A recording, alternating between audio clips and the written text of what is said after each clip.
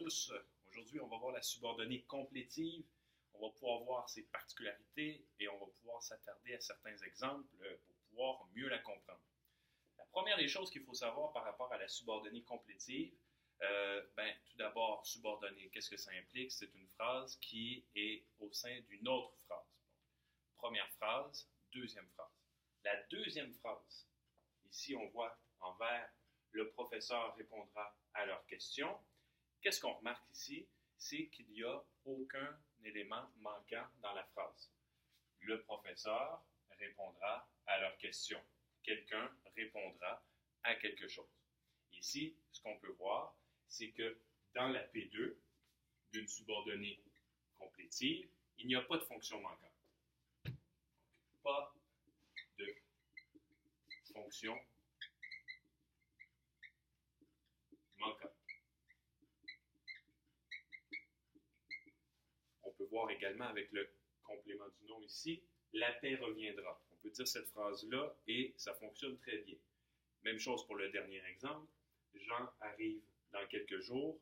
Tout fonctionne à merveille. C'est une phrase qui est grammaticalement exacte. Deuxième chose à savoir sur la subordonnée complétive, c'est que le « que » n'a pas de fonction, ne joue pas le rôle de pronom, comme c'est le cas dans une subordonnée relative. Que n'a pas de fonction. Il ne sert strictement à rien dans votre phrase où il y a une subordonnée complétive. C'est faux, il ne sert pas à rien, il sert à introduire la subordonnée complétive. Mais à part de ça, il ne remplace pas de groupe de mots, comme c'est le cas avec la subordonnée relative. Dernier élément qu'il faut garder en tête, c'est que la subordonnée relative, elle, si elle joue le rôle de complément du verbe, ça va signifier que dans la première phrase, la transitivité sera incomplète. On observe l'exemple ici. Les élèves espèrent. Normalement, pour le verbe espérer, il faut deux participants. Quelqu'un espère quelque chose.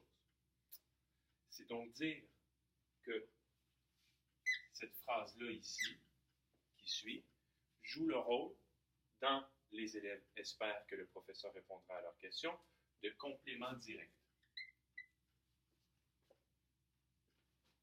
Alors, si la subordonnée joue le rôle de complément du verbe,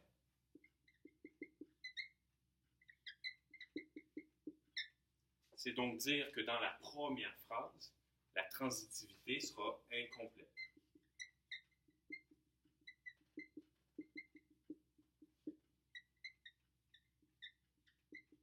Ça, comme on fait pour le remarquer, on dit la phrase, et s'il manque un participant, on va s'en rendre compte, puisqu'on est tous ici des locuteurs du français. Pour ce qui est de la fonction de complément du verbe, on voit qu'il manque quelque chose, mais pour ce qui est de la fonction de complément du nom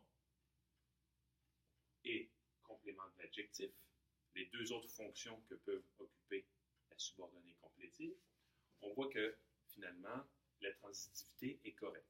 Donc, ce qu'il faut observer, d'abord et avant tout, c'est le mot qui vient juste avant le subordonnant que ce soit un nom ou que ce soit un adjectif.